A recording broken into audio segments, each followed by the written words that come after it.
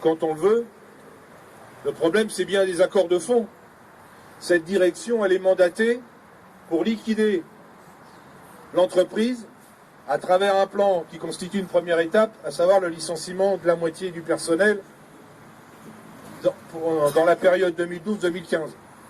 Donc c'est ça qu'il faut remettre en cause. Vous savez, dans certains conflits, en province par exemple, c'est le préfet qui joue le rôle du médiateur parce que le taulier ne veut pas parler aux ouvriers, ou les ouvriers, ils considèrent que le taulier c'est un bon à rien, ils ont souvent raison, presque toujours même toujours, et donc ils vont. Donc dans ces cas-là, on a un médiateur, mais nous on n'a pas besoin de médiateur pour se parler, on maîtrise le langage, en général on comprend ce qu'on nous dit, et on est capable de s'exprimer aussi. Donc c'est le premier acte politique du gouvernement, c'est comme ça qu'il faut le comprendre. Ils ont traîné les pieds, mais ils sont obligés, grâce au succès de la journée d'action, qui a été une parfaite réussite et qui était nécessaire. Le syndicat a mis tout son poids politique dans la bataille, en disant il y a eu des mouvements Prestalis purs à Paris, en province, au niveau 1, à la SAD, dans les dépôts Soprocom, même les rassemblements au siège il y a quelques temps, même si maintenant, malheureusement, il y en a moins. Tout ça a été des mouvements d'entreprise qui ont été relayés par le syndicat. Ça a été déterminant. Malgré la campagne de presse à laquelle on a répondu, notamment dans le Figaro, mais dans d'autres médias, malgré cette campagne de presse, l'essentiel, c'est que les choses bougent dans le sens que nous souhaitions, c'est-à-dire que le gouvernement est obligé de s'impliquer dans le dossier. Parce que la distribution de la presse est un dossier politique aussi.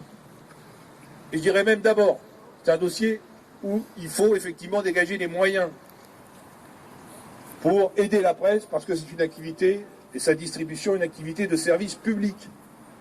Et les activités de service public, ça coûte. On ne demande pas à l'hôpital d'être rentable.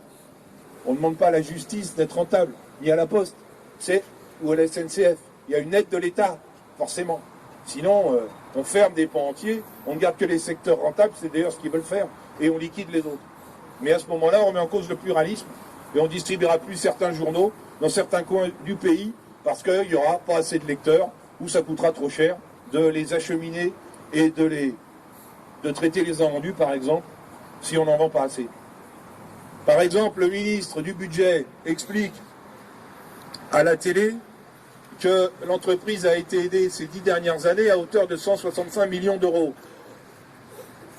Ok. Si on divise sur 10 ans, ou 195, peu importe. En tout cas, sur 10 ans, ça fait 18 millions d'euros par an. Ok. Sauf qu'il oublie de dire que le portage est aidé chaque année entre 70 et 45 millions d'euros par an, et que l'aide de l'État à la Poste, annuelle, tous les ans pour distribuer les abonnés postés, est entre 100 et 90 millions d'euros. Tous ces chiffres sont vérifiables dans le rapport parlementaire du député socialiste Michel Français. Donc, 18 millions d'aides pour Prestalis, 100 millions pour la Poste, et 60 millions en moyenne pour le portage. Alors, si on aidait au même niveau les trois moyens de diffuser de la presse en France, le portage, l'abonnement postal et la vente au numéro, si on mettait les mêmes sommes, il n'y aurait pas de problème à Prestalis, et il n'y aurait même pas de problème pour les kiosquiers, qui eux aussi, c'est vrai, subissent la crise. Mais la crise qu'ils vivent, les difficultés, ne viennent pas des grèves de notre syndicat, ou des difficultés, ou des non-parutions, mais c'est tous les jours, par la politique des grands groupes de presse, ceux qui sont réunis à côté, là, qui les mettent en difficulté. Donc voilà les camarades, les éléments qu'on voulait donner. Alors il y en a un aussi dans le débat qui est important, c'est l'histoire de l'accord tripartite. On nous dit on ne peut plus bouger parce que l'État, Prestalis et le gouvernement se sont mis d'accord au mois d'octobre dans un accord à 3. Un accord à 3 qui est en fait un accord à 2 sur le dos des salariés. Un accord à 2 pourquoi? Parce que Prestalis c'est que l'émanation des éditeurs et des gros éditeurs. Donc les éditeurs et l'État se sont mis d'accord sur le dos des salariés en disant on peut donner un peu à condition qu'on liquide un emploi sur 2 dans l'entreprise. Voilà le contenu de l'accord. Alors on peut dire l'État a signé à la va-vite, sans bien lire tout le texte, pressé qu'il était parce qu'à l'époque l'entreprise était au bord du dépôt de bilan, en tout cas était au moins en procédure de redressement judiciaire. Ok, admettons. Mais maintenant, tous les éléments sont sur la table. L'État ne peut pas rester dans cette situation, sinon ce gouvernement serait celui qui va mettre en œuvre la politique décidée par Sarkozy et sa majorité précédente. Ça sera le premier acte politique des socialistes, ce sera la dissolution de Prestalis et la casse du système de distribution coopérative et mutualisée de la presse. Ils ne peuvent quand même pas tremper dans cette affaire. Donc c'est comme ça qu'il faut comprendre, je crois, la nomination d'un médiateur qui suppose évidemment le gel de toute procédure de licenciement. C'est une espèce de paix des braves, c'est comme ça qu'on peut la comprendre.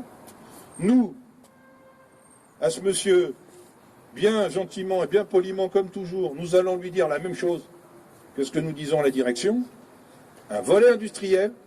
Alors, sur l'ensemble du groupe, je ne détaille pas. Sur Paris, les propositions de Paris que vous connaissez, les positions de nos camarades en province de la SAD, qui sont, là encore, refus des licenciements, véritable outil industriel, refus de la sous-traitance, c'est les 3 points qu'on a partout, hein, y compris dans les autres filières du groupe où on a des adhérents de la CGT.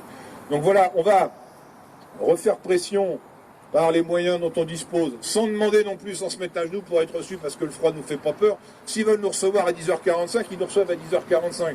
Il y a peut-être des journaux d'après-midi qui auront du mal au démarrage. Si les potes sont là, ils ne peuvent pas être là-bas. Hein. Ils ne peuvent pas être à Ivry, ils ne peuvent pas être dans le 8e arrondissement. Mais tant pis, c'est eux qui voient. Maintenant, on va rester là. On a eu une bonne mobilisation ce matin. Lundi, le secrétariat du syndicat se réunit avec les délégués syndicaux de tous les centres le matin pour faire le point des contacts qu'on aura eu avec le médiateur justement cet après-midi et préparer les initiatives pour la semaine. À partir de 14h30, les délégués syndicaux des entreprises de presse sont réunis à Blanqui avec les délégués de Prestalis pour être informés des propositions, j'insiste, des propositions que fait le secrétariat et puis dérouler, comme on l'a fait cette semaine, le calendrier et des initiatives pour la semaine qui va venir. De toute façon, on reprendra la parole tout à l'heure pour vous donner les éléments, mais on est dans une bonne mobilisation, qui est une mobilisation sereine, mobilisation tranquille, mais extrêmement déterminée. Voilà, je vous remercie les camarades.